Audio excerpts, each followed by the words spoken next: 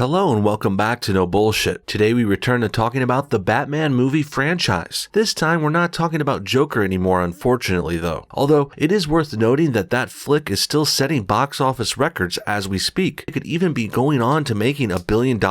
And also, Joker could become the highest grossing R-rated film of all time. But despite that gritty R-rated anti-PC angle working so well for the Joker film, well, it looks like the next upcoming Batman movie might be going another way. This new movie is set to release in the summer of 2021, and it will simply be called The Batman, and it's going to have the former Twilight star Robert Pattinson playing the Dark Knight. This casting, of course, shook a few fans early on when it was announced, but to be fair, Robert has come a long way since he played a diamond-covered vampire in those teen dramas. These days, Pattinson has certainly stepped up and shown he has more to offer to film than just his good looks and toned physique. But recently, he has been saying some pretty questionable and dumb, head-turning things about how he views the Caped Crusader he's about to play. Before we get to that though, I would like to tease what else we're going to be talking about today, which includes the seemingly woke, pro-diversity casting of other characters for this movie, including Catwoman and Commissioner Gordon getting race-swapped. Yeah, between that and this new take coming from Rob, which he has been shopping around in interviews, well, it's hard to not think this new movie could be getting pretty woke. First things first though, let's check out this article from Games Radar called Robert Pattinson Teases the Batman He's Not a Hero. His morality is a little bit off. He's not the golden boy. And well, I have to say, this has me pretty confused already, Robert. Sure, I can see the Batman is a bit of a complicated character at times. He's certainly not as cut and dry as, say, Superman, who's certainly usually a bit of a perfect golden boy type character, but complicated and being a bit darker than most crime fighters doesn't mean the Bat is not a hero. Of course he is. And he's always had near perfect morality too. Batman's known to not only be the ultimate detective and crime stopper, but also he never kills. At least he didn't kill anyone until Zack Snyder got his hands on the character and tore him and Superman apart in their now notorious face-off film from 2016. But before that, always and forever, Batman doesn't kill. That's part of his code. And that's because he has a very strong moral code and even stronger convictions. Why else would he let the Joker live over and over again despite him being a mass murderer and always getting away from custody? Taking out Joker would certainly benefit society and protect everyone too, but no. Batman is so principled and convicted and moral, it's almost to a fault. So that's why this whole Batman's not a hero thing is such a head scratcher coming from Robert Pattinson right now, who's about to play the character. Not sure what comics he's reading or what movies he's seen. I hope he's not basing this all on Batman v Superman. Perhaps this is about the new movie and the new direction the character is taking in that script, in the Batman, but I hope not, because then, if that's the case, not only is Robert Pattinson being wrong about this character, but also the new movie is wrong about him too, and they could be taking him in a wrong direction, much like how Zack Snyder did in Batman v Superman. Or, to be fair, this could be part of Batman growing up, since Robert Pattinson is set to play a much younger Bruce Wayne. Regardless, let's read on into this article anyway and see where this thing goes. It's an entirely different experience from the movies I've been doing, the actor told the New York Times. Normally I shoot 6 weeks and now it's 6 months. Speaking about being skeptical of actors who play the hero, Pattinson clarified that he believes Batman not a hero. He continued, he's a complicated character. I don't think I could ever play a real hero. There's always got to be something a little bit wrong. I think it's because one of my eyes is smaller than the other one. Asked about why he wants to work with director Matt Reeves, the actor said he loves the filmmaker. Batman's a dope character, he said. His morality is a little bit off. He's not the golden boy, unlike almost every other comic book character. There is a simplicity to his worldview, but where it sits is strange, which allows you to have more scope with the character. Okay, well, I'm not sure if I agree with that, and there's really not much more elaboration here. I think maybe this was just a hot take from Rob, who seems to think all heroes are shiny and perfect and bright and pretty, like say Superman, Iron Man, or Captain America. But that's really just a surface level view of these things. Not only is it not true, all of these characters have their own complications and dark sides to them, but also, the whole premise here sounds like it's coming from some outsider who doesn't really understand superheroes, or comic books, or even Batman at all. This, of course, is not the end of the world or anything. If Robert Pattinson has a good script and strong direction, he doesn't technically need to know all the ins and outs of the Dark Knight or his universe. But it is a little off-putting for sure. And this not a hero line certainly deserves the scrutiny it's getting right now in the media. Last thing I have to say about this is more about what we've alluded to before. Heroes don't have to be these bright colored, perfect, and pretty characters with bright colored suits. In fact, being the opposite of that is what makes Batman so cool and badass and interesting. He breaks the mold for comic book heroes in a lot of ways, if you think about it. But at the same time, just because he's darker and his suit is black colored, that doesn't mean he's not a hero, nor does it mean his morality is off in any way whatsoever. Really, Batman just has a darker backstory than most. At least he did at the time of his creation. Nowadays, almost every hero has an origin story where a parent or relative dies to kick things off, but Batman was one of the originals to do that. But that doesn't mean it made him into a questionable character on the verge of turning into a villain like what's implied. And if you think about it, the same kind of thing happened to Spider-Man, who had a similar family death in his backstory, but he didn't become a villain either. In fact, Spider-Man's rather funny and sarcastic in his character portrayals. In addition, the real thing worth pointing out here is another reason why Batman's suit and look is so dark and scary looking in the first place. And it's not because he's a borderline anti-hero type, maybe going to become a villain. No, Batman looks scary not to try and scare normal people who he's sworn to protect. Really, the Bat is made to look intimidating because he's trying to scare criminals and strike fear into the hearts of his villains, which helps him when he's trying to take them down. Next, let's talk about the next major casting announcements for this new movie, which involves a sort of race bending of the famous Catwoman character. Here's an article from One Angry Gamer talking about how the Batman is race swapping the character Catwoman by casting Zoe Kravitz. And I have to say, this is a little upsetting, but on its own, it's not especially pissing me off either. Not to mention, this has happened before in the original Batman TV series where they had a full black woman playing Catwoman back then. In addition, Zoe Kravitz isn't a bad choice here in the present. She's a seasoned actress by now who also brings some name recognition to this picture. In addition, she's also pretty damn hot too, and that always helps in these roles, especially when you're casting Catwoman, who does tend to become Batman's love interest. But that's where things do get more shady, since they're apparently trying to make Batman go for a black chick in this new movie. But also, to be fair, Zoe Kravitz is barely even black if you think about it. She's definitely light skinned, and she's really only like a quarter black in her lineage, and she's also half Jewish. So I think you get the point. Zoe Kravitz as Catwoman isn't necessarily the end of the world, and even it could be interesting on its own since she's decent enough at acting and pretty damn good looking as well. And also, like I said before, this has been done before. But alas, regardless of all that nuance, this is the first major sign this movie might be getting woke. And if you keep in mind how shitty that's turned out in recent history for other movies and other projects who have tried to race bend every white character into a minority as a way to pander to social justice warriors, well, this is all certainly worrisome. But at the same time, it is kind of funny if they go that far, since if people want to say they made Catwoman black here, that's a bit of a stretch too. But combine this with the questionable Robert Pattinson line we just went over saying Batman's not a hero, and we've definitely got some issues popping up here. And this happening so early on, before they even started filming, isn't a good look either, especially considering the next major casting choice we're about to go over, which also includes another race swap. Before we get to that though, let's talk about the Riddler character, because that villain's casting stuck with a white guy who's being played by Paul Dano. But for another character, the actor set to possibly play Commissioner Gordon will in fact be a fully black man named Jeffrey Wright, famous for the Westworld series. And I find all this casting and race bending in certain situations pretty interesting too, and I'm going to tell you why. It really seems like they're trying to only race bend the cool hero type characters, and also the ones that are more beloved by the audience and fans. That's why Riddler, for example, stayed as a white guy like he always is, because while he is a fan favorite Batman villain somewhat, he's also a crazy mad scientist type character who's always a bad guy. And in this day and age, Hollywood will go out of its way to make all the bad and crazy characters white every chance they can get. And then at the same time, they will also make all the cool hero characters that are well liked, they'll try and turn them into other races to try and take that role away from white people. Because screw Americans, am I right? Catwoman was the first big example of this we already went over, and although she starts off as a thief and is somewhat of a villain sometimes, she's also often Batman's love interest, and she will eventually become a hero herself and fight crime alongside the Bat often as well. In addition, Catwoman is also one of the coolest, sexiest, and most beloved Batman side characters, so of course she's going to be made into a half-black minority now for woke SJW reasons. And back to Commissioner Gordon, he's also in a similar boat here. He's been around in the Batman universe forever, and he's almost always been a good ally and a friend to the Dark Knight. Just look at this glowing introduction and review of the character from this article announcing Jeffrey Wright might be playing him. It says, Commissioner Gordon is one of Batman's longest running supporting cast members, making his his debut in Detective Comics number 27, the issue that first introduced the Dark Knight himself. Ben McKenzie recently portrayed a much younger take on Gordon in Gotham. Before him, Neil Hamilton played the role in 1960s Batman TV show and in the tie-in movie. In film, Lyle Talbot, Pat Hingle, Gary Oldman, and J.K. Simmons have also depicted him. Considering that the Batman focuses on a period early in the crime fighter's career, it's possible that Gordon will not yet be the police commissioner. It is also expected that the film will contain Alfred, Catwoman, Firefly, the Mad Hatter, the Penguin, the Riddler, Two-Face, and maybe even Robin. So yeah, as you can see, Gordon is a pretty integral part of the Batman universe, and he's also been played by legendary actors in the past. And since Gordon's a good guy and well-liked, well, of course, the woke crowd wants to race bend him into a black person. Funny how they don't do that with crazed villains like the Riddler, isn't it? Also, the Penguin was potentially going to be played by Jonah Hill here. He eventually dropped out of this, but it does go to show they are considering another white dude for another crazy, gross villain character. Because God forbid a black person plays a psycho killer type in a comic book movie. Because yeah, they never get violent or kill anyone, right? Well, except if you count what's going on in South Chicago right now, I guess. In the end, we can clearly see the start for this, the Batman movie, has become a bit rocky. First, there's Robert Pattinson's Not A Hero bullshit based on misunderstandings, and then there's this questionable casting trend and them getting woke with it. While I'm not against any of the actors here hardcore yet, the inclination to blackwash the cool, well-liked, positive, sexy, and hero characters here is pretty clear. And in addition, on the flip side, keeping the bad, crazy killer villains white is also a must, apparently, at least according to the woke left-wingers who control Hollywood right now. But hey, at least we still got the main character of Batman being played by a straight white male, like how the character was originally written and how it's been portrayed for generations. Glad to see the woke left-wingers running things at least know better than to change that, and they aren't stupid enough to try and race bend that beloved character. Oh wait, actually, I'm wrong. There have recently been rumors that DC Comics is going to make a black Batman sometime soon. You gotta be kidding me. Is nothing sacred in Hollywood anymore, or in comic books? And not only could this new black Batman be joining the DC Comics universe, but it's also possible he could be replacing the original Bruce Wayne Batman fully. What a goddamn joke. And this is a strategy Marvel Comics has been failing at before for years. They made Iron Man into a black chick named Riri Williams years ago, and the comic and storyline and franchise have been suffering ever since. Not in the movies, of course. It also just confuses people when they see those movies coming out with a white Tony Stark played by Robert Downey Jr., but then when they go and look to the comic books, Iron Man is some black teenage girl with an afro and an attitude. Really not capitalizing on your most popular characters here, guys. And if Batman does go black anytime soon, like what's suspected, the same situation will happen when the Batman movie comes out in 2021. New fans will see Robert Pattinson wearing the cowl in the new movie, but then when they look for the character in comic books or on the internet, Batman will be played by a black person and totally different, which is rather confusing and definitely not something a company would do if they were profit driven. And that's because the truth is, sometimes these woke moves are done for political and SJW reasons, not for the money, and not so the creators can give the fans what they want. What do you guys think? Is the Batman movie going to be a big giant woke fest? Will Robert Pattinson be able to pull off playing Bruce Wayne while thinking he's amoral and not really a hero? And what do you think about these new woke casting choices? Comment your thoughts on everything below, and thanks for watching No Bullshit. Hit that like button if you enjoyed this video, and we'll see y'all next time.